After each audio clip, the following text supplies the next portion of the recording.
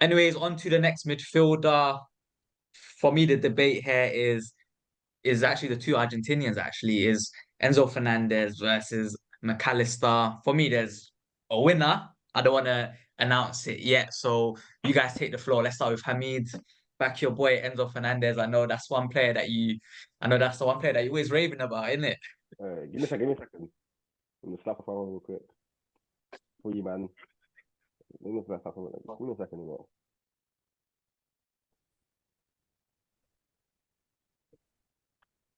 Listen. So this guy did. What's going on? Yo,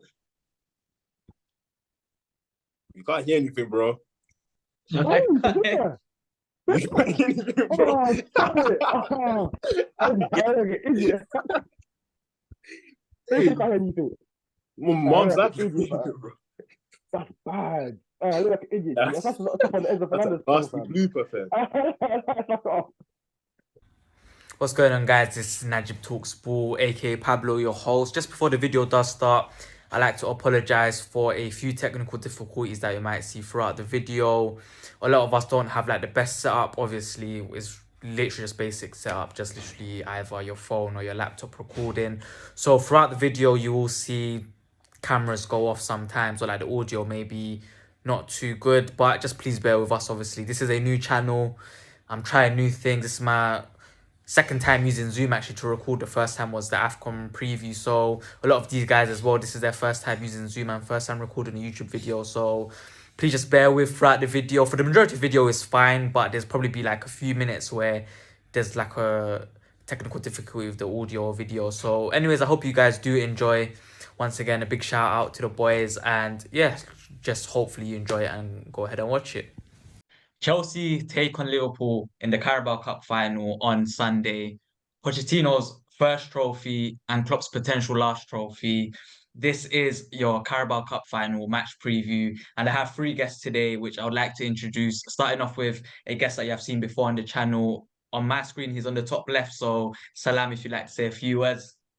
Yeah, thanks for having me on again. It's a pleasure. Obviously, the AFCON final didn't go Nigeria's way, but obviously we move in it. We go for the World Cup, the qualifiers. Our group, we're doing shit in our group anyway, so hopefully we fix up in that group. But yeah, it's nice to be back. This time as the underdog, but yeah, we'll see, man. Yeah, so obviously he was in the AFCON match preview final video, but underneath me on my screen, we have another Chelsea fan and is a new one on the channel. So please welcome Hamid, if you'd like to say a few words. Hi everyone. Teaching it my debut. Obviously, don't take me serious today. I got a late call up, but I'm just here to like make the numbers good. Yeah. So obviously, as he said, he was a last minute call up. So obviously, a big thank you and shout out to him. And the one Liverpool fan we have today is a 2v1. It is Joshua Imajimite. So if you like to say your few words as a one-man army, as you called yourself earlier on. I only got to say 3 words. Nunes. Nunes. It says Darwin. Main man for the finals. Main man for the finals. You already know. Hey, for Klopp's farewell, I think it's going to be the first of a couple trophies, on his way out. But I'm excited. Yeah, so obviously this video again will be split down into 3 sections. First, we're going to be doing the most thing that gets everyone annoyed, angered, excited, and that is the combined 11s. It's going to be based on the players that are currently fit and based on this season's form. Then we're going to move on to a different section, which is talking about the managers. Obviously, Pochettino and Klopp are in like 2 completely different times at their respective clubs. Obviously, one's leaving his legacy while one is trying to start his legacy. And obviously, the third and final section, we'll be talking about the match itself, score predictions, who we think will score, who we think will start, and just who we think will be the Carabao Cup winners. So, enough being said, let's get into the first section, and that is the combined 11. So, guys, combined 11, obviously, we start with the keeper, players that are fit. No Alisson. So, it is Petrovic most likely versus Kelleher. So, who are you going for? Starting off, you know what? Let's JI go first because obviously he's going to be fighting a losing battle, in my opinion, anyways. Fair enough. Anyway, first and foremost, formation. Are we going to 4-2-3-1? To be honest, we'll just do the best players in like the midfield, if you get what I mean. So if it's not Okay, balanced, it's best. fine. We'll just put the best players. Yeah. Okay. All right. In goal, I want to go for my boy Kelleher, but if it's based off this season, I'll give it to Petrovic. Because Kelleher, Fulham game, and even the game yesterday against Luton, shaky. He's giving me Adrian vibes back in 2019 when we could have, not even 2019, back in 2020 when Alisson got injured for the running. Adrian got in goal, against Atletico, he fumbled it. Kelleher has given me that same type of vibe. Constant mistakes, constant errors here and there. I think for the match day, he definitely would be all right. But when it comes to Petrovic on the other hand, Petrovic this season, obviously he came in for Sanchez, who got injured and that. But when he came in, he did his thing. I'm not going to lie. He's a solid keeper. Obviously, he's not as good as Alisson. He's not on the same level as Alisson. Yeah. And I don't think he's as good as what Kelleher was 2 seasons ago when we played Chelsea in the Carabao Cup finals. But as of now, as of this season, I'll give it to Petrovic over Kelleher. Yeah, so obviously, like, Chelsea fans are going to be happy. So Hamid, what he's saying, obviously, Petrovic is the first player that's most likely going to be in. Obviously, you've been watching him this season, so what are you saying about his performances?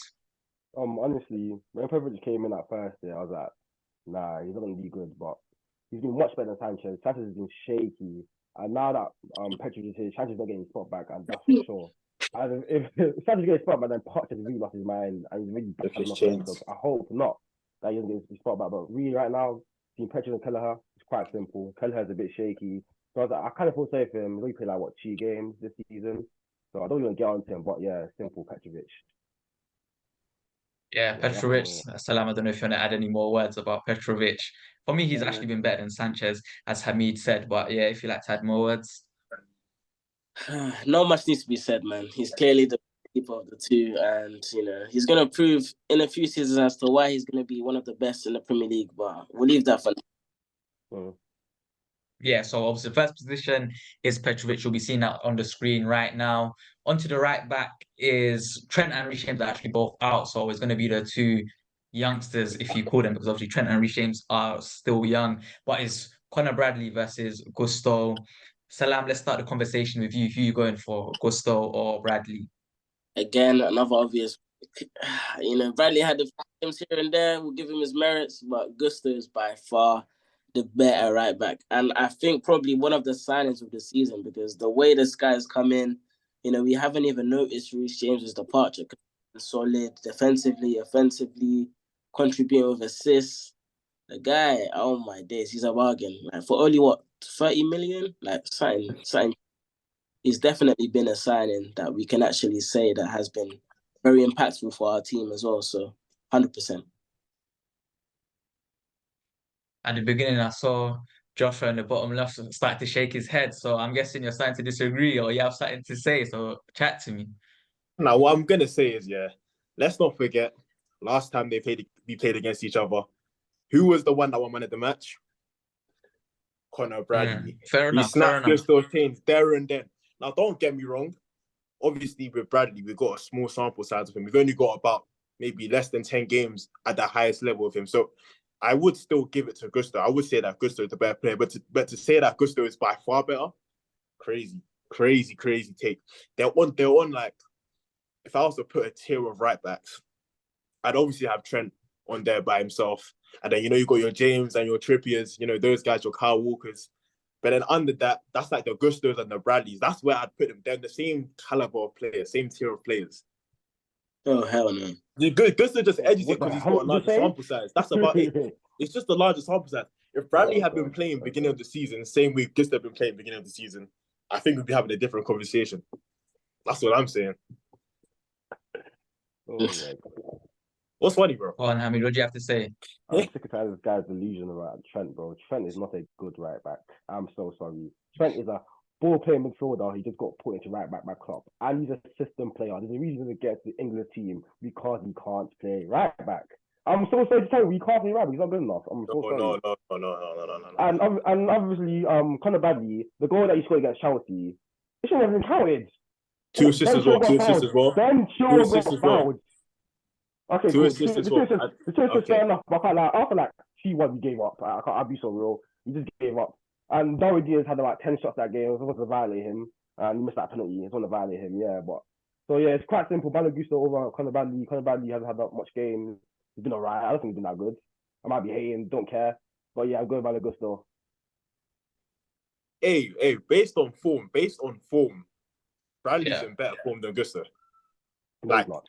Shut up. No, he's not. But he's for sure in better form than No, Gusto. he's not. No, He's had 2 man of the match performances in our last 5 games. Obviously, he had this situation with his dad passing away.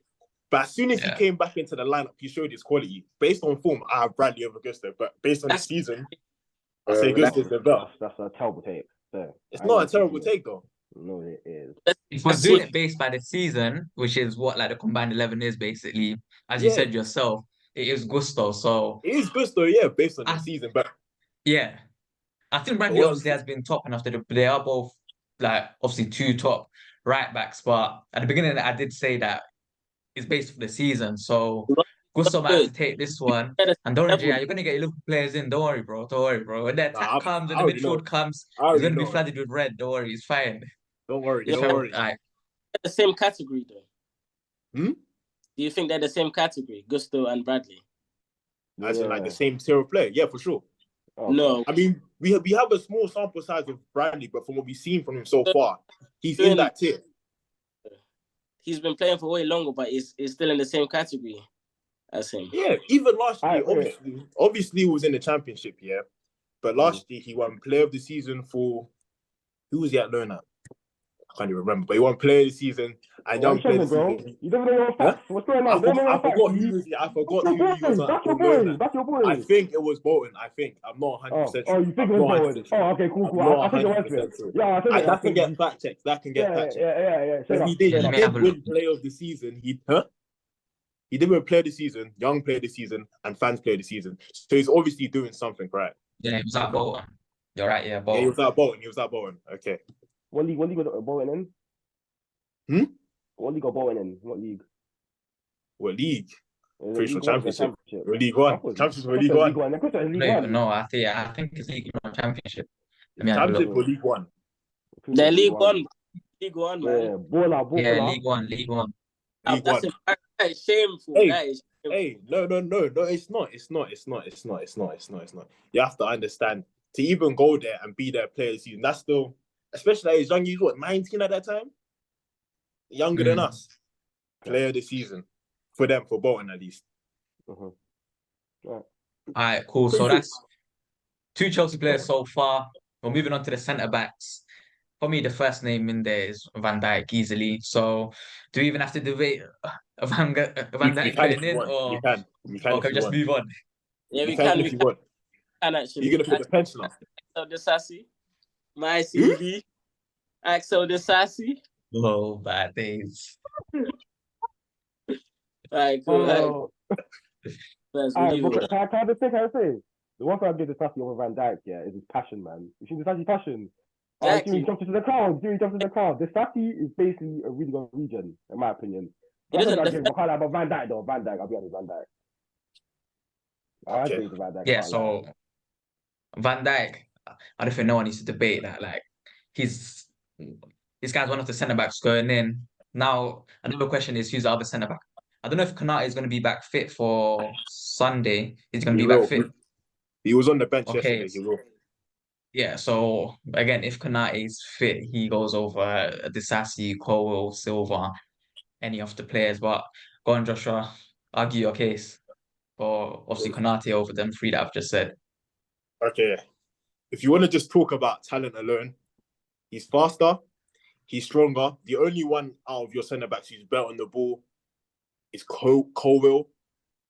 In terms of talent alone, he already surpasses him. But if talking about the season, he's arguably been on the same level as Van Dijk. The only problems with Konate is just that, he's been struggling with injuries, staying fit. But more time, the injuries he's been getting, there's just like those rare type of, little knocks here and there. He hasn't really had a major injury this season.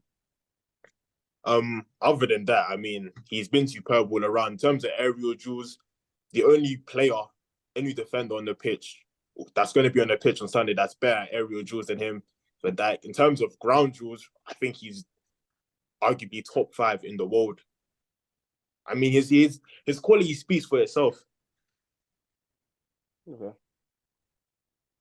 So, Chelsea fans, what are you saying? Do you guys want obviously you guys want Konate in, but do you guys think he should go in? Who are you trying to argue the case for?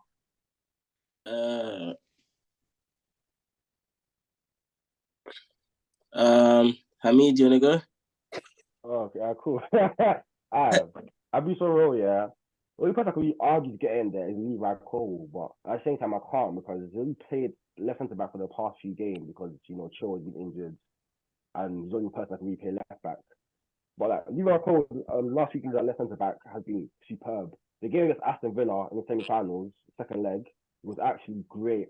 The tackles, the way he was commanding the flipping defense. He's basically he acts like a captain at his age. He's actually so mature. His ball carrying is good. His passing, his vision. He's just a good player. But unfortunately, he's playing left back, so I can't really, argue for him at left centre back. But Konate, I actually rate him. I even think Konate's in the best centre back than Saliba. I think Saliba's quite overrated. Konate, I actually like him very much as centre back, and yeah, he's a good player. Like, as much as I hate Liverpool, he's a good player. I can really say. Yeah. And there's not much to argue, man. He's the best centre back. Yeah. Give it a few years, our centre backs will be up there. But for now, nah. They're all around the same age. They're all around the same age.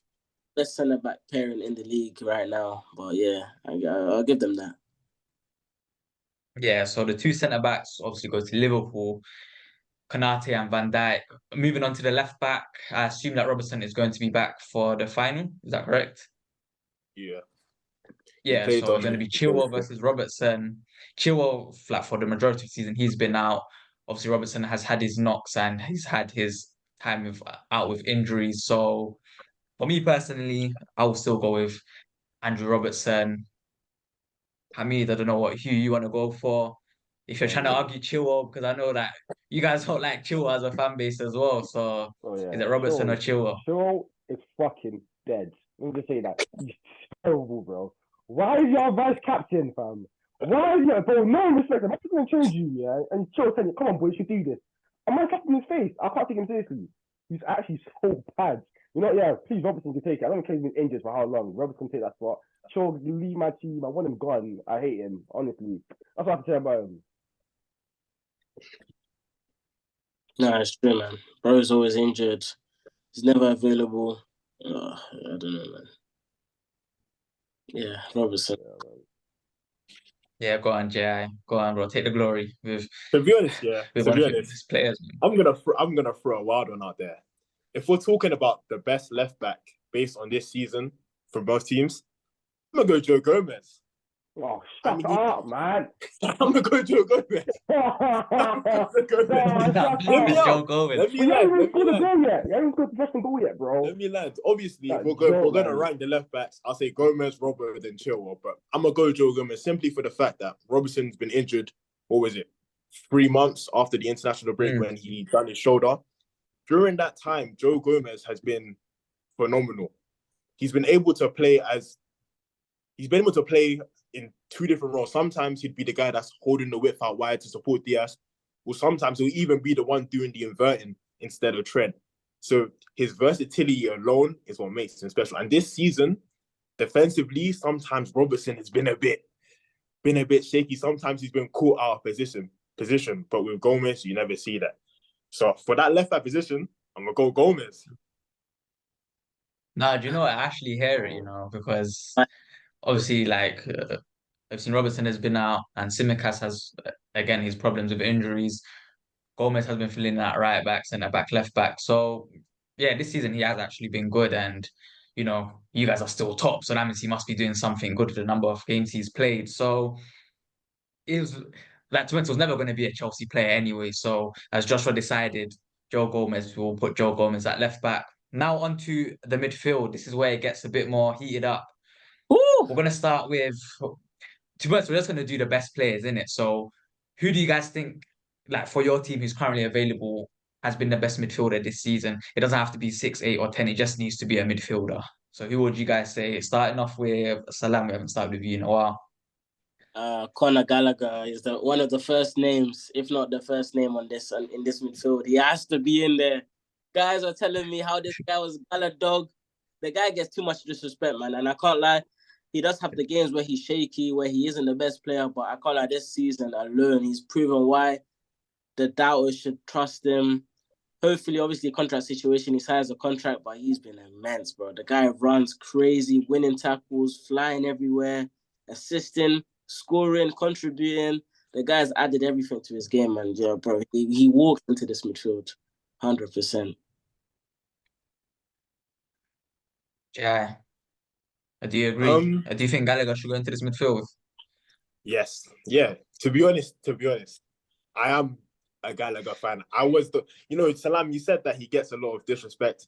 But funny enough, the disrespect comes from your fan base. It's you guys that don't appreciate how good Gallagher is. I remember beginning of the season when I'm seeing Chelsea fans put up potential lineups, they were kicking Gallagher out to putting bums like Enzo, Caicedo, all these bums into these lineups instead of Gallagher. But he is the glue. He is the glue. That game, first game of the season, the 1-1 against us, Enzo was the one who was getting all of the praise. To be fair, he did deserve it. He was dictating the game, dictating the tempo. But if it wasn't for Gallagher winning all his duels and winning the ball high up the pitch, you guys wouldn't have been dominating the game like that. I think even Gallagher, the fact... I can't lie. I feel like what you're saying is that, like, I can't lie, he's a scapegoat for us Chelsea fans because he's an academy boy. Obviously, Mount's left now. So he's kind of like the poster boy that everyone's kind of looking at now. Obviously, he's won the captain armband a few times. So whenever he has an off game, people are onto him straight away. Because when you think of a player like Gallagher and you think of a team like Chelsea, the two doesn't really correlate. So whenever he does have a bad game, people will be like, oh, well, his name's Gallagher. Why is he in this team? But I feel like he doesn't get enough credit, which I feel like our fan base are a bit wishy-washy with the way they obviously credit players in it. So I genuinely think he's been good in it. So, but yeah, carry on what you're saying, innit? Yeah, even on your point, like, even though I do like Gallagher as a player, I do believe that if Chelsea want to take the next step, then he's got to be more of a squad player than a regular starter. But for this season alone, he has been great. I mean, if Chelsea were winning more games, he'd arguably find himself in Player of the Year conversations. That might be a bit of a stretch, but he could definitely be in those type of or Team of the Year conversations. So yeah, I'll put Gallagher in our midfield. Yeah, 100%. He's been, as you said, he's been Chelsea's best midfielder. He's constantly, like, obviously this guy's always the one player on the pitch that you see him everywhere. He's scoring goals, getting assists, he's tracking back.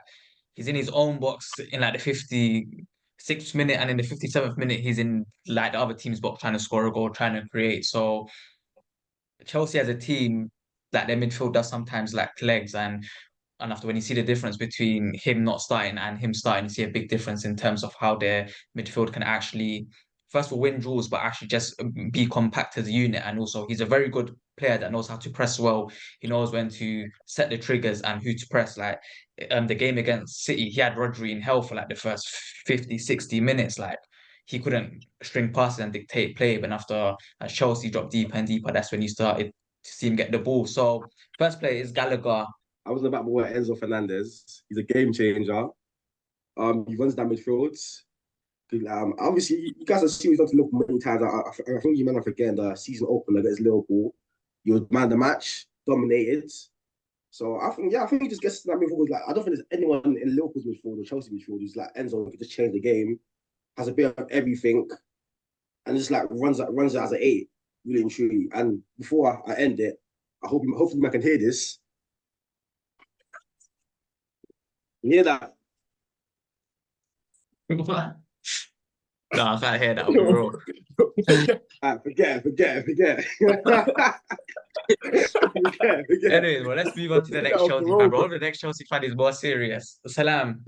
Enzo Fernandez, your player that you bought 120 million, not obviously you directly, but 120 million pounds player, a player with high expectations. Does he get into this combined 11, and why does he get into it if you think so? Yeah, so let's argue for Enzo. I feel like a lot of fans give him stick because of his price tag, of course, being obviously one of the most expensive players in the Premier League. I feel like the start of the season it started off well. He stagnated, but I feel like he's picking up form as the season is going. He's getting better. He's playing better. He's more confident now. Obviously, games against Palace. The free kick against Villa in the cup. The guy is just becoming more confident now. We can see his ability. And that all comes from the man management of Pochettino, just playing him deeper. You know, a lot of times he was trying to put him, you know, with as a 10 or try and flood him in with all the attackers. And that's not kind of really Enzo's game. Enzo's game is kind of sit deep and kind of dictate that passage of play in it. So I feel like once obviously Pochettino moved him to that deeper role, he's been definitely a better player in his position. And I feel like, yeah, he should get in over McAllister. But it's a tight one because McAllister's also been very good this season as well. So, but I'll tell you, man, I'll back my boy Enzo, man. Sure, take the floor. I can't be asked to argue it. As Najib said, there's an obvious winner here, and his name is Alexis McAllister. Alexis McAllister, obvious winner here. Now, obviously with McAllister, he started off kind of slow because when he came into our team, everyone was saying, "Oh, we need to buy a 6. We need to buy a ball winner. We need to buy a 6. We need to buy a ball winner. We need to buy the Corey, Max Wafer, you know, all these Redondo, all these tactical hype players, DMs, all these 6s that they want us to get right." Everyone was saying, "Oh, McAllister came in." And to be honest, when he did start playing, maybe the first 5 games, 6 games of the season, you could see he wasn't a specialist DM or specialist ball winner. Sometimes he'd get caught out of position, this, that, and the other. But as the season has gone on, and those who even watched Brighton last season, you can see that the guy is clearly a 6. Maybe he's best in a pivot, but he can clearly play as a lone 6. He can dictate play as a lone 6, and he can even be a good ball winner as a lone 6. I think that's something that he has that Enzo doesn't really have, because Enzo, he doesn't really have any legs. He can barely run. Even in the Luton game, when Poch tried to play him higher up, he was getting run around by centre-backs, wing-backs. He has not, and he came on at the 70th minute? So he should technically be the fresher player, but you can see he has no legs compared to McAllister, who on the other hand, if you saw him against Luton, the exact same team, he was running rings around them, winning the ball in high positions, winning the ball in deep positions. He's shown this year that he can play as the deepest midfielder, the highest midfielder, the deepest midfielder or the highest midfielder on the pitch. So that's what he has over Enzo. That's first and foremost the versatility that Enzo doesn't bring. Second of all, just his progression through the season. It's shown me that he has to get into this team. He's in, I wouldn't say he's in Liverpool's best 11, but for what the players that we have fit, he's definitely in our best 11. Yeah, I mean, obviously just to echo what you said, McAllister, he did start off slowly, but I really feel like once you guys got Trent next to him basically to help him, especially at the defensive side, and obviously you brought in Endo as well in the transfer window, he's looked a lot better. He's literally that connection between as in the defense and after like the attack. He brings the ball deep. And the thing that I like about McAllister is that he's not only like a high volume passer, he can actually dribble with the ball. He can beat obviously 2 or 3 players. He can play that one-touch pass and he can do the long passes. And like, you know, he does actually score important goals when he needs to get in on the act. And he's a top player. He's a player that I wanted at Manchester United instead of Mount, actually. But again, for the price, for the performances that he put in this season after like the rocky start, for me, he has to go in over Enzo Fernandez. Enzo Fernandez has been well, and he's been a lot better than he has last season, I would say. But if you're comparing him with McAllister, he doesn't get into the midfield of a McAllister for me. McAllister, again, I mean, there's a reason why Liverpool are top of the table, and that midfield it needed a big rebuild. They had Henderson, Fabinho, and Wijnaldum, and McAllister has actually stepped into the shoes, and he's obviously performing well. So I have to give it to McAllister for this one. So we so far have one Chelsea player in midfield, which is Conor Gallagher, and we also have Alexis McAllister. The last one, I know Chelsea fans are going to argue this, so Cole Palmer. Does he get in? For me, he does. But Hamid, argue your case for Cole Palmer, and we'll see what Joshua has to say on who he wants ahead of him. Obviously, we could also argue Cole Palmer right wing, but that's for another topic. Right now, Cole Palmer. Okay, mate, I talk. anyways, Cole Palmer, yeah. Cole Palmer's been the best under 21 player in the league. He's average about 10 plus goals and 8 assists, which no one, I don't think anyone in Liverpool that even has close to those numbers. I heard Thomas Soboslai, if the person I'm arguing for, Cole Palmer has not been good enough in my opinion. It's kind of been a little bit underwhelming. Even though it's just better from him. I've seen the stuff he's in the RB Lights, the free kicks, his long shots, his passing, his dribbling, his pace. But like, literally, he's been a bit underwhelming for me. He's been kind of like overlooked by the rest of the midfield. Like, McCass to be way better.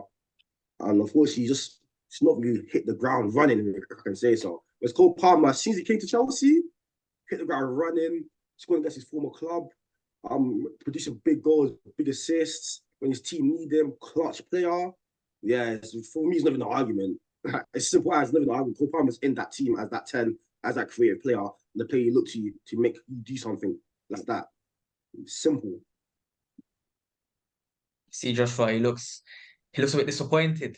Who do you think should go in ahead of Cole Palmer? And to be honest, it better be a strong case because for me, I'm still leaning towards Palmer at this moment in time. Okay. Obviously, the only option would have been, if we're talking about a 10, the only option would have been, so Bosley, but he's injured, so he can't play in the finals. The only one I can go with, because Gravenberch is not a good player, I'll go with Endo and suggest we go into a 4-3-3, Endo as the 6. Now, my case for Endo was similar to my case for McAllister. Endo came in, he started off really, really poorly. Like, you could see he's a player from the Bundesliga. You know what I'm saying? He was out there. He was getting run through against Newcastle. To be fair, we did eventually, go into 10 men, but he was getting run through against Newcastle. I think there was a Carabao Cup game against Leicester as well, where I was watching him intently that game because, it's a championship side, but he looked horrible. But then as this season has gone on over and over again, we're starting to see his qualities as a ball winner. And I'd say, arguably, in both teams, Endo is the best ball winner. Like, in terms of ball winning, he is the best at what he does. The guy, his IQ of the game is surprisingly really high. He's great in duels, strong in duels. He's a small guy as well. But he's really strong in duels. I mean, obviously, Palmer is, again, if Palmer's team was winning, he probably would be one of the player of the year candidates.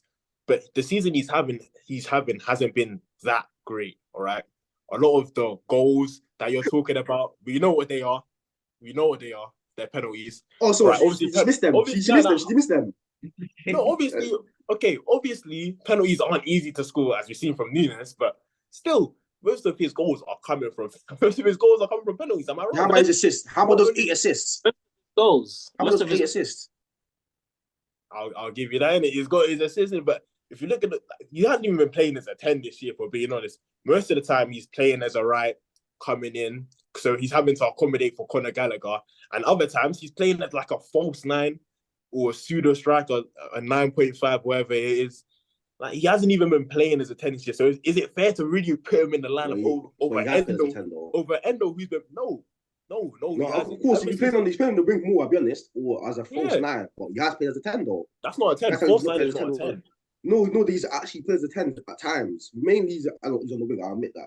But he has played as a 10 a couple times. He played as a 10 for about the first 5-6 games of the season. As soon as Caicedo came back and Caicedo was forced into the lineup because he cost 100 million, not because he's a good player, because he cost 100 million. Caicedo was forced into the lineup to be in there with Enzo. What happened? Gallagher had to go into the 10 and Cole Palmer had to accommodate. Why is that? Because, bro, that's what I'm saying. My opinion is that Endo should be on this lineup solely for the fact that Palmer hasn't really been a 10 this year. Well, yes, Palmer might have a slightly better year than Endo, but he hasn't really been. It's a slightly fucking better year. Oh, really? A slightly better year? Oh, wow. I'm not going to overrate him. I'm not going to say he's great. I'm not going to overrate him. He's had a good year. What's he doing? He's lost his mind. What's he doing? About Endo? I'm saying Palmer's had a good year, but what was that Caicedo and Enzo replacement? Endo, you've lost your mind, bro. No. But Endo's been better than both. Endo's been better than both. No, he's not. I would comfortably say he's been better than most this year. For sure, definitely better than Caicedo. Maybe Enzo is a bit more of an argument, but he's definitely been better than Caicedo this year. And I think if Endo was in your team, he'd be starting over Caicedo. I mean, Endo looks like the £100 million midfielder. Caicedo looks like the one who costs 15 million. Okay, let's talk about Endo versus Caicedo because that's going to be the circle. The last one is actually Endo versus Palmer. For me, the question comes down to who's actually had the bigger impact because obviously they're two different players, two different play styles, two different positions. So as a Chelsea fan, Salam, obviously you're going to be biased to Cole Palmer, but why do you think Palmer has had the impact that he has had at Chelsea, and why do you think he should be above Enzo? Bro, what do there's not much to say for Cole Palmer. There it is. There's not much to say for Cole Palmer. Like, as soon as he came into this team, straight impact. You know, obviously we speak about the massive games he stepped up. City, Arsenal, you know, United. You know, he steps up. Even though we haven't won all of those games, he's a player that if the team's not playing well, he will actually fill in those boots and actually try and get a result for the team, which I feel like not a lot of players have done this season. You know, when you look at players like Sterling, you know, experienced players that you think should obviously lift you over to the end of the line, they actually don't do it for us. And I feel like Cole Palmer, at such a young age, 20 years old, is doing what a lot of players aren't doing currently in the Premier League. So, yeah, 100%, bro. Cole Palmer. Cole Palmer, for me, has to go in at the 10. I don't think there's been a better player this season for Chelsea. And the impact that he's had at Chelsea, I mean, without his goals and assists, Chelsea will be in a relegation battle, really and truly. So he does deserve to go in. Unfortunately, Endo does miss out. He was actually like a player that a lot of players are actually bantering, but he actually turned out well, especially with the way that Klopp's used him. So it is a player that has missed out, unfortunately, but we're going to have to give it to Palmer just because of the impact that he's had at Chelsea. Moving on to the front three, and you know what? Let's just start off with the right wing. Mo Salah is back and fit, so I think the answer is quite clear. Go on, J.I. Easy pickings. Arguably the player of the year. Arguably the best player in the Premier League. Arguably the greatest winger in Premier League history, Mohamed Salah. The king himself, there's no other answer. I mean, you can put that fuck Noni Madueke in there, but it's not the same. Salah in terms of output, there's in our generation, only maybe Ronaldo and Messi can even chat to him in terms of output. Obviously, in terms of play, it's a different story, but in terms of output, Ronaldo, Messi, Neymar, mainly the only three that can chat to him in this era. Obviously, this year hasn't been his greatest year. I'm not going to sit here and say that it's the same as his 17-18 campaign. It's not. But still, the numbers he's putting up is crazy. If it wasn't for Núñez missing a lot of chances this year, he would have been the first player in the Prem to get to 10 goals and 10 assists, not just in all competitions, but in the Premier League itself. He's just been outstanding, phenomenal. Coming back from injury as well. I mean, he's coming back from injury. First game back, goal, assist. You know, KDB does the same thing. Everyone calls him the Premier League GOAT. Salah does the same thing. Not enough noise is made. So he is kind of underrated in that aspect. But still, Salah, man, easy. There's no other option. Yeah, I mean, I think easily is Mohamed Salah as well. I don't know how Chelsea fans are going to argue this. Who do you guys think? And no one else, right? No one else. So it has to be. Nonzino. Who? Nonzino. All right, cool. Let's move on, bro. This guy's just chatting. Nonzino, bro. I'm saying. Poch finally gave him a chance here and he's performing. That's what I'm saying. That's all I'm saying. Like, he finally got a chance now performing. Nonzino's a baller, you know. But, watch his thing, innit? Hey, left wing. Watch his thing, innit? Left wing, man. Let's move on. Left wing. So most recently, I'm pretty sure it's Sterling that's been starting for Chelsea, and for Liverpool, last game it was Diaz. Both players haven't actually been that good in my opinion. Players have both been they've just been in like the medium range where they have some good moments, some bad moments. So it is quite hard for me to pick a player. We're gonna let the Chelsea ones go for this because we gave you Salah easily last round. So Hamid, you're gassing up Madueke, but let's move on from Madueke. Let's move on to Sterling or Mudryk or whoever you want to put in at left wing. Who do you want to put in? I'm not gonna go for that Ukrainian. Instead, I'm gonna go for Sterling, my boy. Honestly, there was a time in the Prem this year, he was our best player for like a month. Every week he was scoring a goal again. He was our best player. From Luis Diaz, I forgot he was still on your team. I'll be so real. That's something that put with them the time when I think his dad got kidnapped started playing good for like a week or two. After that, yeah, I don't know where he went. I'm so sorry. I was on the back here, but I don't know where he went after that, innit? Actually, no, my bad, innit? My bad, gives it that. I know you went through a traumatic space, innit? My bad, innit? But I said, during that time period, yeah, I remember you scored like a goal, something like that, innit? I said, and it's shit from him, innit? But whereas Sterling, yeah, he's a bit inconsistent, but you just know if he's on form that day, Sterling's doing something for you. You know that that's the way he is. So, in my opinion, it's quite easy. Sterling all day, he's proven in the Premier League as well, more than 100 Premier League goals. He needs respect. Like, don't compare don't compare Sterling to Diaz. It's kind of disrespectful. This is a proven Premier League player, and quite simple, okay. Sterling over Diaz. Yeah, and that's it. Sure. Diaz, pretty much your boy, because I remember when you guys first signed him, you were hyping him up. Even this season, I see a bit of like, you still want him to do well, obviously, because he is your player. How do you think, obviously, his season's been, but do you think he gets in over Sterling as well? Okay, I'm not going to sit here and lie to you. I said that Luis Diaz has been great this year. He has not. Honestly, he's been very frustrating. I believe that if Jota was fit, I would rather have Jota on the left than Diaz. But in terms of who's had a better season between him and Sterling, come on, it's Diaz, no question. I don't even think Sterling has had a better season than Mudryk. Sterling, bar that first month of the season, has been horrible.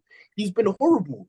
But that first month, don't get me wrong, he was making a weird campaign for Player of the Year. Like, I was thinking, if he continues on this path and Chelsea gets top 4, this guy might be, Player of the Year this year, or he'll be definitely a nominee.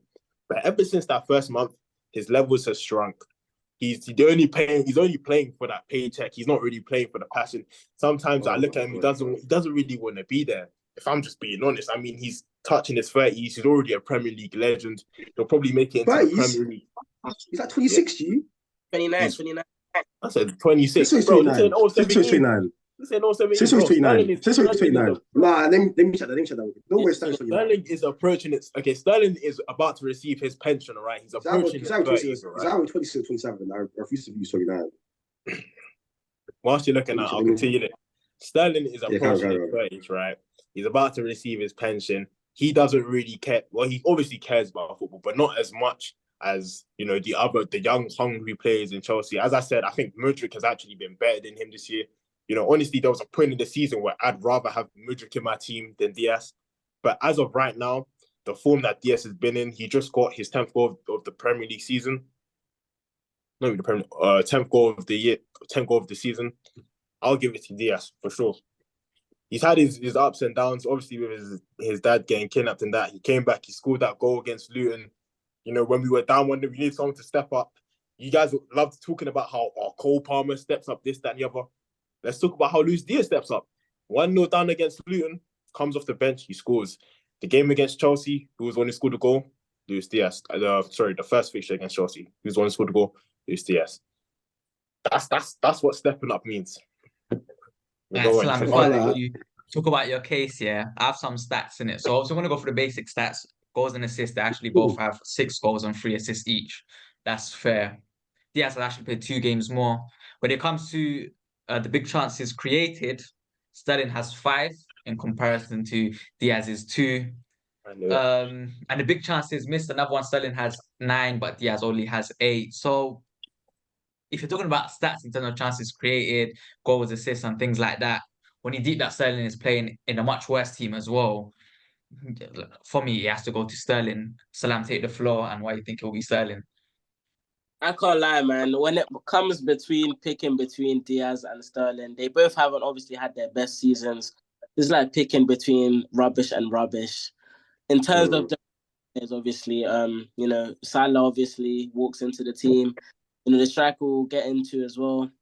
Probably just edges it as well. But I feel like left wing is another position where any player could have it. And I can't lie, I'd put Sterling. I've been lucky to watch this guy live, and, this guy is electric on his day.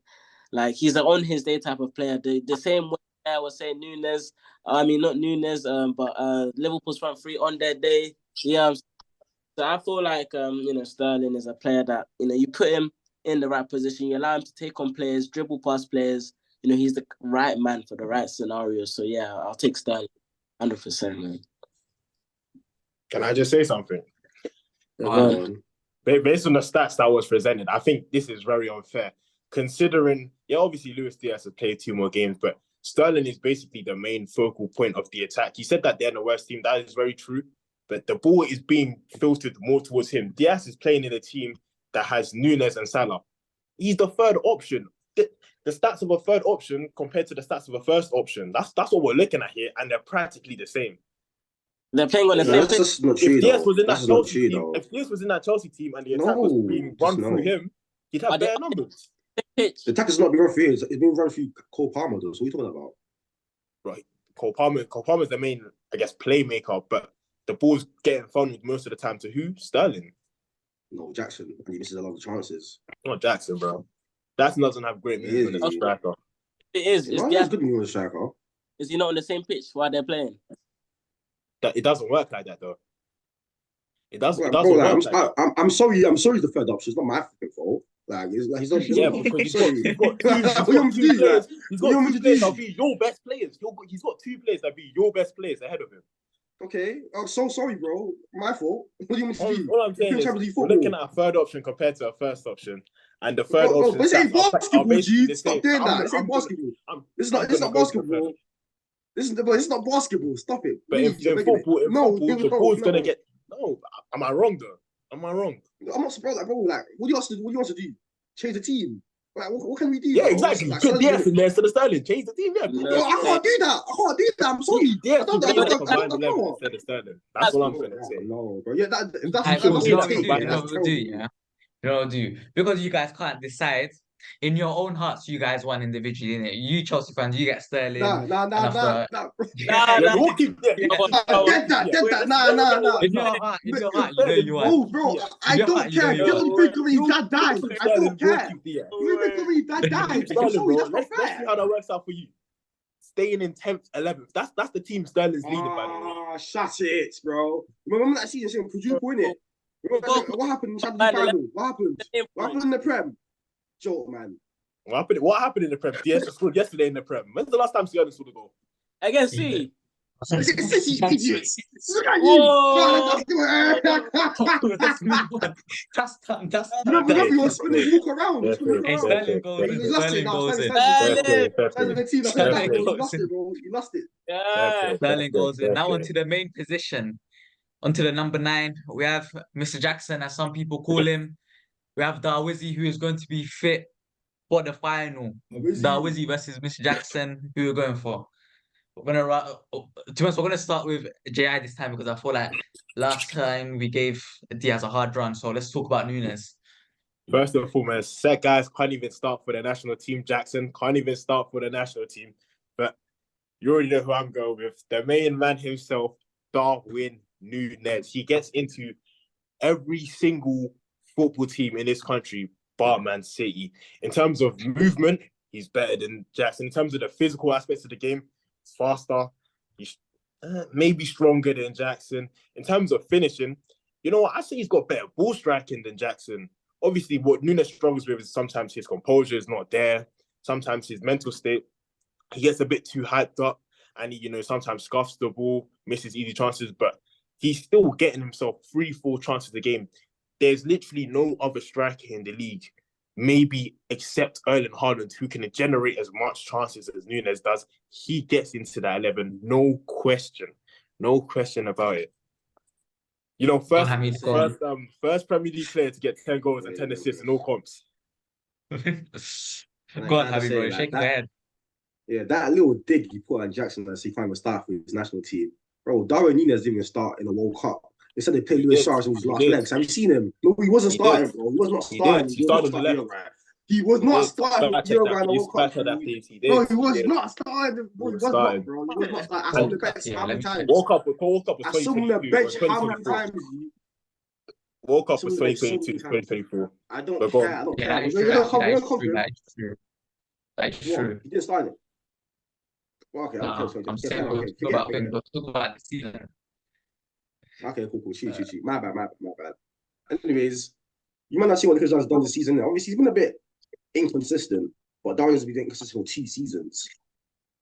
Darwin's missed chances he has to shoot 9 times to score a freaking goal.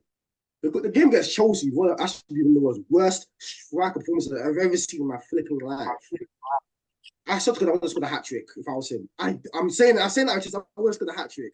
Well, I saw the stats, he had about 10 shots against us, missed a penalty, missed about 3 big chances, and trying to tell me he's in that team. He's in this combined 11. No Funnily way. enough, scored I'll say he hat had a trick. good game against Chelsea.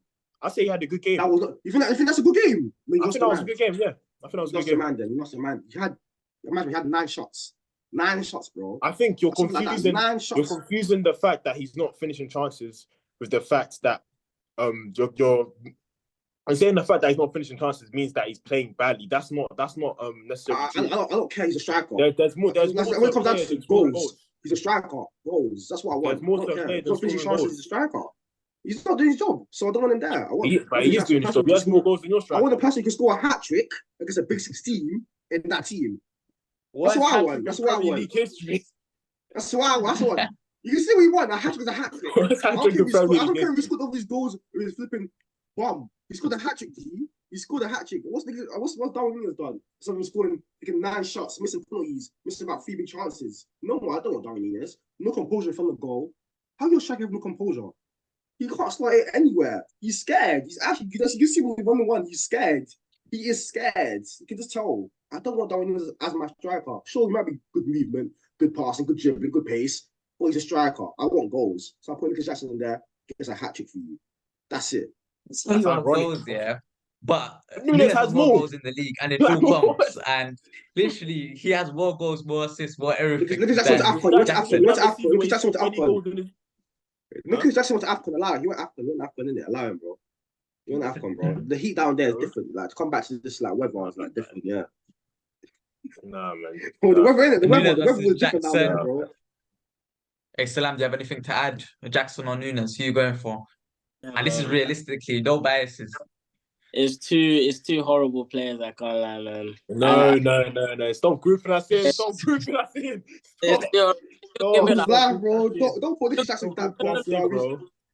If you're given 100 chances and you don't score at least 10, there's something wrong, man. There's 100% something wrong.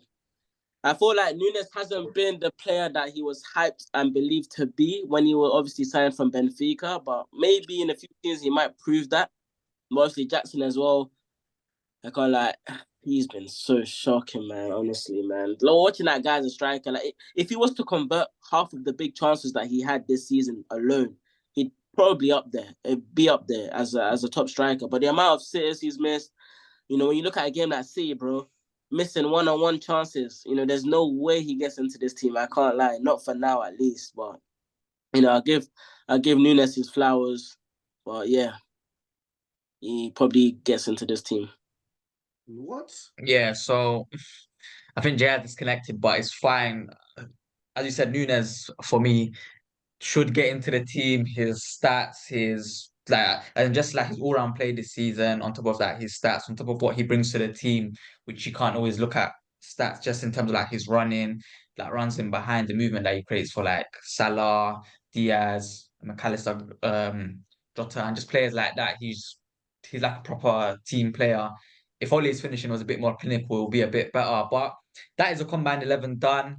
When JI does come back, he'll realize that Núñez does get in. So we're just going to quickly go through it now. And on the screen, you'll see it. So in goal, we have Petrovic, Chelsea's keeper. Right back, we went with Gusto, another Chelsea player. Then the rest of the defense is actually full of Liverpool players. We have Van Dijk, Konate, and Joe Gomez. Joe Gomez playing left back onto the midfield. Chelsea actually won that area. And we have 2 Chelsea players. We have McAllister, Gallagher, and Palmer. Then we move on to the front 3, and it's 2-1 in favour of Liverpool. We're going to give Sterling to Chelsea because we gave Núñez to Liverpool. So it will be Salah, Sterling, and Núñez. So that was the combined 11 done. Next, we're going to combine the second and third section, which is talking about the managers, and we're also going to be talking about the game into one last segment. So we'll get into the next section. On to the last 2 sections, which is going to be combined into one big one. We're going to be talking about the managers and the game in itself and how we think the game will plan out. I think, out of respect, first, a manager I have to talk about is Klopp. He's announced that he's going to be leaving Liverpool after, I think, is about 7 or 8 years he spent there. He's won the Premier League, the Champions League, Carabao Cup, FA Cup. In terms of like Club World Cup and Super Cup, I'm not too sure. He's really transformed this Liverpool side from a team that was so close to winning the league under Rodgers, but he came in and like the team was actually quite poor. If you looked at the starting 11, he's transformed them with not only his play style, but like his charisma. He got Anfield believing again. And if it wasn't for Pep, really, he would have had another 2 or 3 titles. So it is quite harsh on him to only have one Premier League title. But as a Liverpool fan, Joshua, this is your forte. This is your manager that you've had for the last 7 or 8 seasons.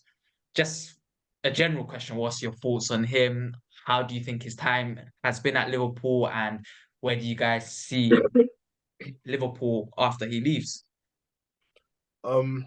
So Klopp, obviously, one of the greatest managers this game has ever seen. You know, people like to disrespect and say that he doesn't have any tactics. He's not really that tactical. I've seen some clowns say that he's not a top 5 manager in the world. People like Arteta are better than him because, you know, they play with the what is it? They play a fancier style of football, right? The tiki-taka. You know, the football that the tacticals love. You know, the Zerbi ball type football. But with Klopp, yeah, you can't underestimate what he is as a manager. Not even just as a manager, but as a motivator as well. You can see that the players, they really love him. There's no player, except for maybe Mane, who's ever spoken bad about Klopp. All the players are kind of in love with him. I feel like him winning, he's already won everything there is to win for Liverpool, but him winning the Carabao Cup will be the first step to what I feel like would be a great send-off for him, because all he's got left to win now is just the Europa League and the Prem. So him winning the Carabao Cup will be a great send-off for him. What did Mane say about Klopp? He didn't say anything yet, but the way the guy moves is like, you know how he's like told you not to come to Liverpool, and you know how you be seeing all them articles of Liverpool fans didn't appreciate Mane. You could just tell the guy doesn't like our club, which is all right. I mean, he's doing this thing, moving young things and that. You know, if that's what he's on, in it, he can keep doing that. I don't my Liverpool legends being on that, but if he wants to be on that, he can be on that, innit? But at the end of the day, Klopp is leaving as, if he gets this Carabao Cup, gets the Prem, gets the Europa League, he'll be leaving as what? Arguably the third greatest manager in this era behind Pep and Guardiola. Pep and what's the guy's name? Sir Alex Ferguson. I think it's surpass Wenger for sure. Mourinho. Yeah, okay, fourth behind. Mourinho. Pep, Guardiola, Sir Alex, and Mourinho. I'm trying to think if we're wrong. No, it's not a bad take. It's definitely top 5. You'd be like, if he, I think if he wins another Prem, he solidified himself in that top 5. He wins another Prem. I'll definitely have him above Wenger. If he wins a Prem and a Europa League, that's 2 more European Cups. The only thing Wenger has in him is the FA Cups. No, but I think Klopp's I was going to say, the FA Cup though. You have to remember there was a period of time, maybe before 2018, where the FA Cup was kind of seen as the Carabao Cup, same way the Carabao Cup is seen as today. Kind of just like throwaway trophy. Now, obviously, the FA Cup has kind of gained a bit more. It's gained its prestige back, but back then it wasn't viewed. Like last 10 years hasn't been viewed the same way. Yeah, I hear that. Yeah, so as you're talking about with Klopp, what he's done at Liverpool, he's literally transformed them. But the question has to be post-Klopp now, and how do Liverpool actually replace him, if they even can replace him, and who is like your top 2 candidates to replace him? Okay, first things first, I think when Klopp leaves, what matters more than getting a manager is getting a director of football. We've seen it with United. The manager obviously is the most important piece, but I think the director of football is more important than the manager, because if you just be bringing in managers, doesn't matter how good they are, your team is going to struggle if you don't have good recruitment. You look at United, they spent the most money. United have spent the most money in the last 10 years, yet their squad still looks horrible.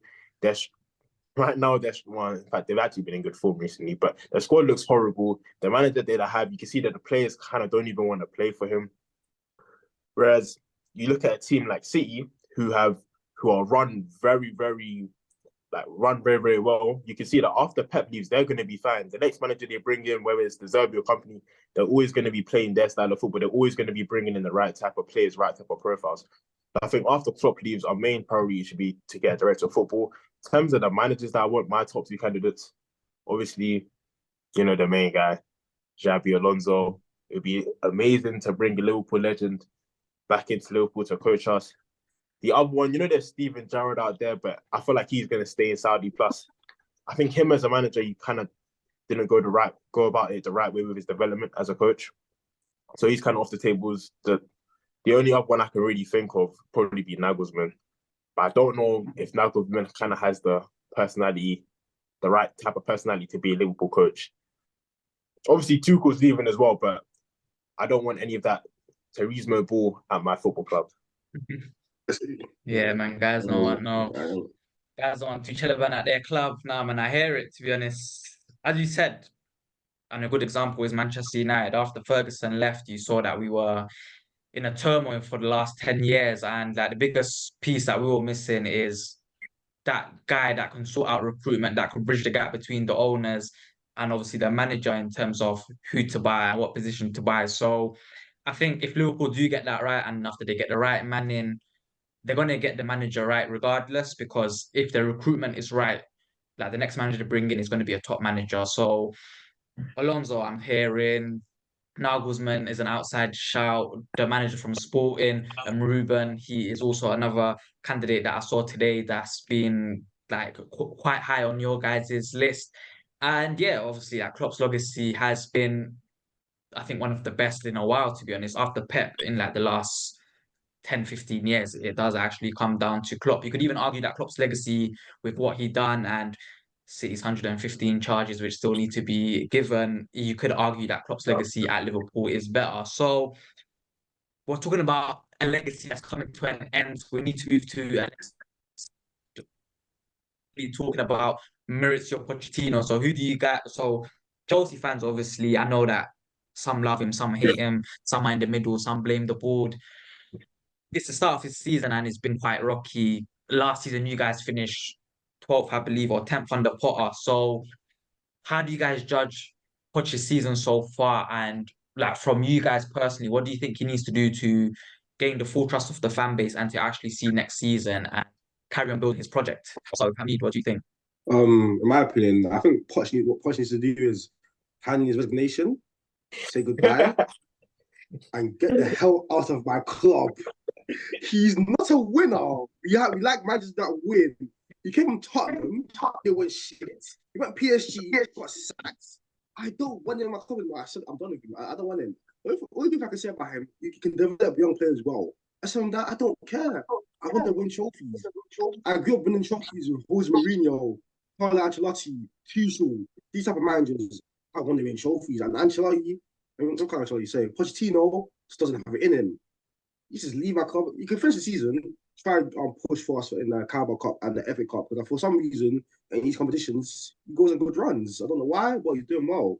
Aside from that, domestically in the Prem, yeah, I don't want to talk about that. He needs to just leave. Honestly, I need to go find a new manager. I think we start looking for a new manager right now, and hopefully just hands his resignation right now as well.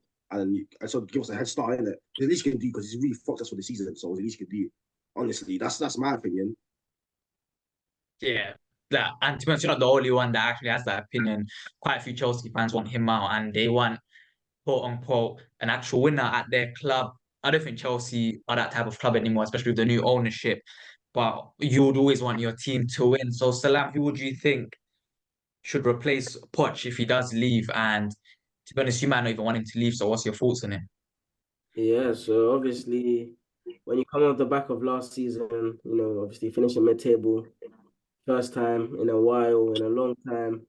Obviously, Poch was always going to come under scrutiny no matter what. Obviously, coming from Tottenham, rivals, not having that much winning kind of history in his back room. So obviously, it was going to be a hard job for him to obviously lead us to where we're used to being. So obviously, it's been a difficult season for him.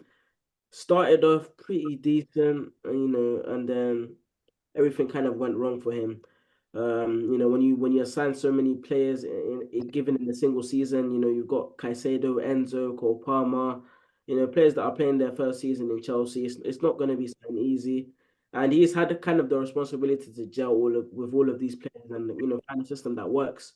And he struggled to do that. And, you know, as managers go by these days, if you struggle to make a team run or click, and obviously you're managing a top club, you have to go in it. So I think us Chelsea fans have been probably since December wanting him gone. Obviously, the club are not going to sack him. The vision has changed these days. Obviously, as you were saying, Najib, you know, the club want a yes man, someone who's ideally going to listen to their ideas, their targets, whatever they want, and kind of like try to implement it. And obviously, it hasn't worked out for Poch in it. So, but as of new managers, I genuinely do not know, man, because as fans, obviously we want a winner, but obviously knowing the way the club act and the way the club move, um, I have no idea of who we can get. Obviously, fans are shouting for Mourinho.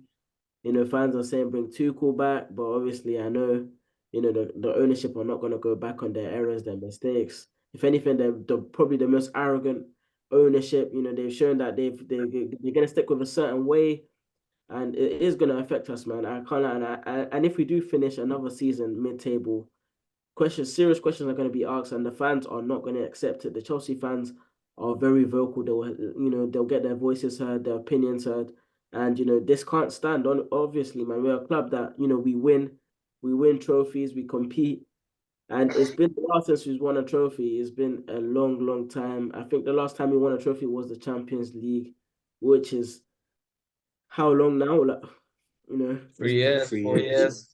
3 to 4 years. Yeah. So it's embarrassing, man. We need to obviously get back to where we were, and I think winning on Sunday obviously will be good for the fans. But obviously, this whole financial situation as well with Chelsea. If we do win the final, I'm hearing that apparently there's some financial regulations that we might not be able to afford the Conference League. So the club is in a now. Obviously, it's tough, man. It's tough, bro. What's I got to say? Yeah. I've been putting this in. Putin, I hate you. You actually destroyed my club. You just had to start bombing Ukraine for no reason. Because of him, you left us a bomb of a player who cost us 100 million, Mikhailo Mudryk, who's just fast. Which one? Which bomb that cost 100 million? There's 3 of them. Shut up. Mikhailo Mudryk, that bomb. I don't want him. I don't want him. He's just fast. I'm so sorry. I backed him for so long, but I can't do him anymore. And he left us with flipping Todd Bowley. He wanted to change our name to flipping Dodgers. I don't know, Cowboys. I don't know. London Cowboys. Like as if yeah, that we're Wales, but like as if we're flipping an MLB team or NBA team or flipping an NFL team. This is flipping Premier League football. He's destroyed a club, and I can't take it. Todd Bowley, he doesn't know what he's doing. He's literally like a kid in a candy shop, and the mum says, "Go do what you want." That's literally what he's doing. I think any one of us here could do a better job than Todd Bowley at running that club. I honestly can't take it anymore. You learn early, man. You learn early when you're a new ownership coming into like a new sport, and you feel like you're gonna do things your own way. But football is not that sport, and we've seen countless and countless of times of people, of directors trying different things, and if it doesn't work, you've got to try what works. And the owners try something new. They want to do this new Brighton model, but it's literally messed us up. We signed 11 of Brighton's staff/players in the last 17 months. It's embarrassing, man, for a club that's wanted to challenge for, you know, Premier League titles, top 4. There's no way you can be taking the whole of Brighton. Like, you know, what's the best they've done? Their average position is 11th. So when you look at a team like Brighton, is it really a team that you want to be taking inspiration from or taking, you know, staff and players from?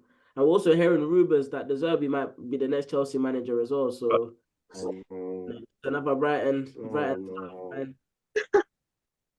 Yeah, so the vibe that I'm getting from Chelsea fans is actually quite negative, not only from you two, but obviously from other mates that I've been speaking to, from the fans that I see on Twitter, Instagram, and things like that. They seem negative.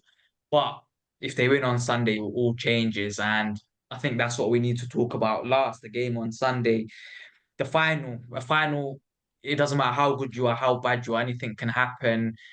Like, for example, look at Man City versus Inter Milan in the Champions League final. You could argue that Inter should have won that, but obviously Lukaku Lukaku being Lukaku meant they didn't win it. So Chelsea always have a chance. And, you know, Liverpool, top club, and they know how to win in comparison to Chelsea, a young squad. They have a few winners, yes, but are they going to play? Maybe Sterling, and that's it. So we're going to move into the game, and first of all, we're going to talk about score predictions, who we think is going to win the game, how we think the game is going to go.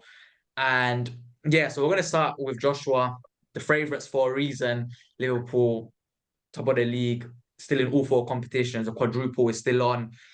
Score predictions, and who do you think will score, and how do you think the game will go? Okay.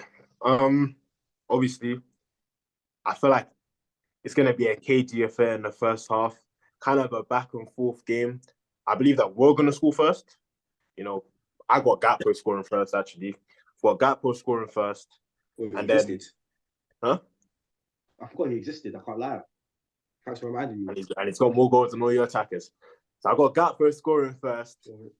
And then I feel like maybe a Palm or someone like that will score around the 25th minute. And then maybe the last 20 minutes of the first half, I can see Chelsea actually being the ones to dominate, being the ones on the front foot.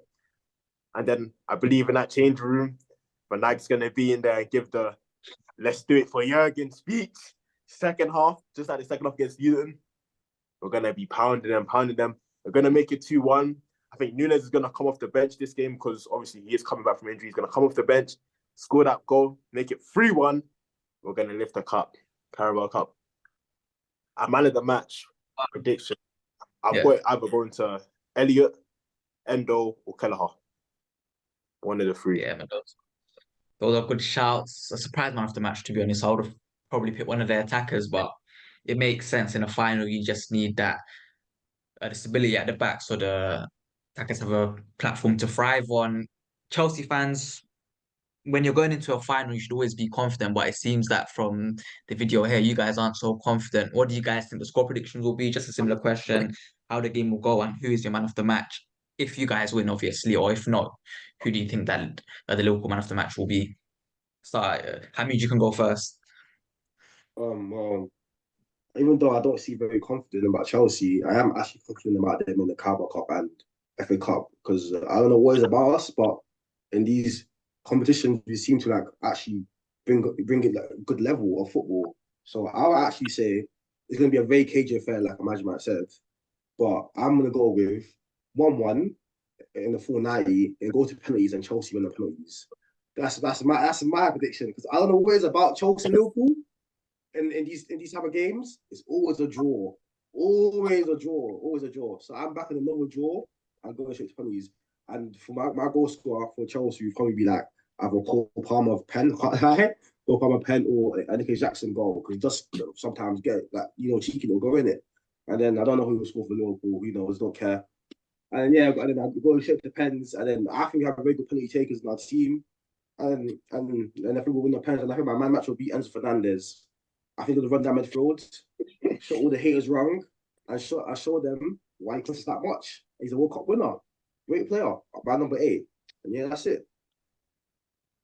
I mean, yeah, you do seem quite confident. You feel like you guys are going to win on penalties. You feel like Enzo is going to make up 120 million after winning the Carabao Cup final, but that's for you, innit?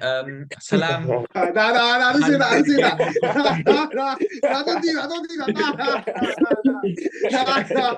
I said to do that, bro. No, don't do that. Hey, good break. Nah, that's crazy. Nah. Anyways, moving on to the next Chelsea fan, Salam. Obviously, your peer is actually quite confident that you guys will win on penalties.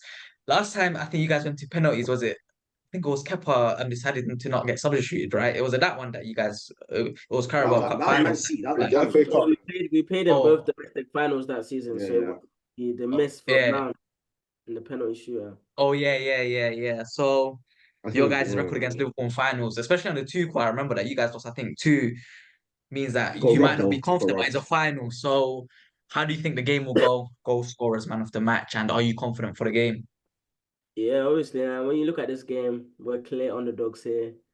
You can throw form out the window. A finals, 90 minutes. Whoever wins. And obviously, when you look at our recent form at Wembley, we haven't won since I think 2017, which is which is shocking, man, because it's considering we've been to like, I think a few finals, we've been to like 4 or 5 finals in that time as well. So it's kind of really disappointing that we haven't obviously won trophies at Wembley. So wait, what's it? Sunday's the game, right? Yeah. Sunday will be another day where we'll go back to Wembley and we'll try again to win the game, which hopefully I feel like we can do. How I think the game's gonna go, I feel like it'll be a very cagey game. I feel like Liverpool will be on a stronger foot most of the game. You know, they will be attacking throughout their flanks, you know, their fullbacks, which is a very strong position for them.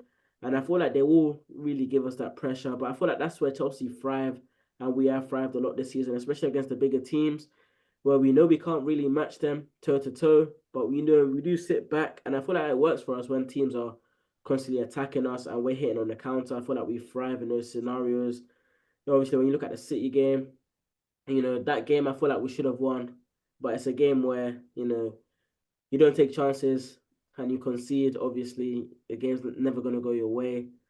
So I feel like this game will kind of be a similar game to that. I feel like I wouldn't be surprised if the game draws after 90 minutes and goes into extra time. I would definitely not be surprised. For me, I feel like there won't be many goals this game. It will be very, very quiet. There will be a lot of chances missed, I'd say, during the game. And I feel like I agree with Hamid when he says they might go to penalties. And when it goes to penalties, it's anyone's game. And I feel like Chelsea, obviously, I have to back Chelsea. But obviously, I'm not going to be delusional. Liverpool are the strong favourites and they should be winning this trophy. But you know, like I said, the underdogs were gonna spoil Klopp's party. You know, I don't know if you guys have seen the Sky description of the game. It's literally all about Klopp. You know, nothing's really being said to us as obviously as the underdogs. So, you know, we're gonna have to spoil a party and do what we have to do to win. But yeah, for my man of the match, I'll probably go Petrovic. I feel like it's going to be a massive game for him. Obviously, his first final in England. So I feel like he will keep a lot of chances out. He's been a very good shot stopper for us so far this season. And I feel like this might be another important game for him as well. So yeah. Yeah. Chelsea to win and Petrovic to get my man of the match. Chelsea to win on pens. Yeah. Yeah, so the two Chelsea fans, they actually think they're going to win on penalties, whereas Jay is a bit more confident. He feels like his team is going to win 3-1. For me personally, if I'm going with my heart because I hate Liverpool, I want Chelsea to win. But if I'm going with my head, I feel like Liverpool will win and it won't be as tight as in like you guys are trying to make it. I feel like obviously it is a final, but as soon as that first goal comes in from Liverpool, whether it's Salah or whoever it is, I feel like that's when Chelsea crumble because they don't have the experience, especially in those big moments, to fight back. But if I'm going to go with the underdogs, I think it is going to go penalties. And Petrovic, if I recall, has a very good record in saving penalties against Newcastle in the same competition. He obviously saved you guys. So if it does go to penalties, my favourites will be Chelsea. I hope Chelsea win. My heart says goes to penalties and Chelsea win, but my head says like 3-0 to Liverpool in 90 minutes and Klopp just gets like that first trophy to start off the quadruple. I could just see that happening. But obviously that was a match preview for the game. Before I end it, I like to say sorry for like technical difficulties. My camera bugged out a few times and obviously we are just starting. So we're going to have like these issues, but it was, to be honest, a nice video to record. I don't know if you guys have any last messages before we end it. I don't know if you guys want to go one by one. Salam, go on. Whew, yeah, thanks for having us on, bro. It's gonna be, like I said, it's gonna be a very good final. It's gonna be a one to watch. Whenever Chelsea and Liverpool do play, it's very entertaining from a neutral standpoint. So, you know, hopefully it's one of those games again.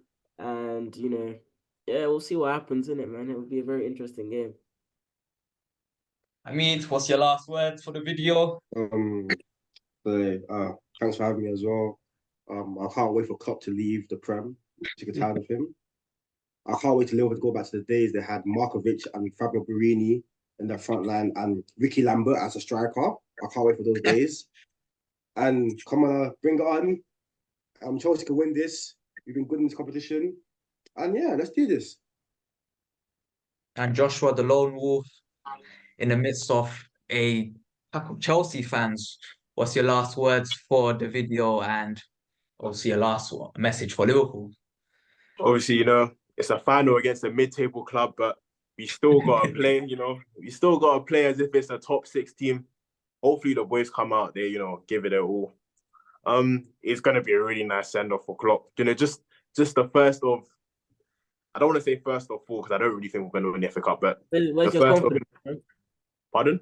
Where's your confidence?